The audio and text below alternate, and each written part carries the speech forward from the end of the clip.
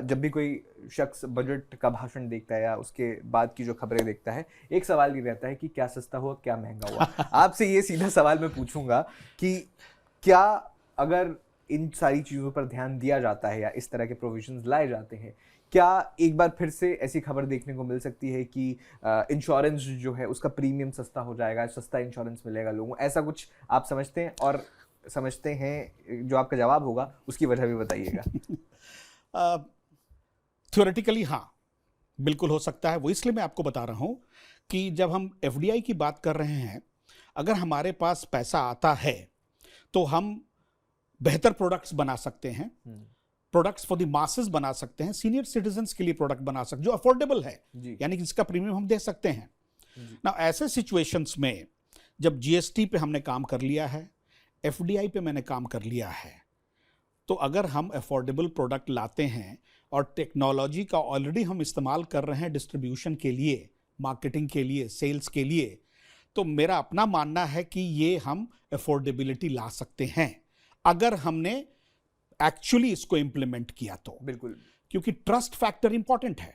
लोगों को ये ट्रस्ट नहीं हो पाता है कि बीमा कंपनी या इंश्योरेंस कंपनियां सही चीज बेच रही हैं, और सबसे इंपॉर्टेंट है कि क्लेम दे रही हैं कि नहीं। 100 में से 98 क्लेम पेमेंट हो जाता है, किसी को प्रॉब्लम नहीं है। वो जो 2 रुकते हैं उस पर समस्या हो जाती है। बिल्कुल। और जिस तरह से आपने कहा कि जो गैप है, और जो आपका पहला पॉइंट है पेनिट्रेशन रेट, कि कितने लोगों तक बीमा गया या कितने लोग जो है बीमा धारक हैं, जहां आपने जिक्र किया कि जब हम विकसित भारत की बात करते हैं, 2047 की बात करते हैं, उसमें इंश्योरेंस फॉर ऑल भी है। तो ये पेनिट्रेशन रेट, बजट में ऐसे क्या स्टेप्स उठाए जा सकते हैं कि ये पेनिट्रेशन रेट बढ़ जाए? देखिए, पेनिट्रेशन रेट इंक्रीज करने के लिए ऐसा नहीं है कि सरकार को कुछ अलग से करना पड़ेगा, क्योंकि जो हमारा रेगुलेटर है IRDAI और जो वित्त विभाग का जो डिपार्टमेंट ऑफ फाइनेंशियल सर्विसेज है, उन लोगों ने बहुत सारे ऐसे कदम उठाए हैं इस डायरेक्शन में जिसमें चीज़ों को सुधार हो। जैसे एक सबसे इंपॉर्टेंट चीज़ क्या होती है कि गांव देहात, सुदूर एरिया में हमारा शहर का एजेंट नहीं जाएगा, क्योंकि उसको आने जाने में इतनी खर्च हो जाएगा कि वो बीमा बेच के कमीशन कितना कमाएगा। दूसरी बात क्या होती है कि जब जनधन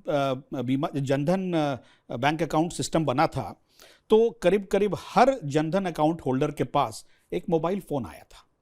सबों को लेना पड़ा था, चूंकि बैंक का मामला है।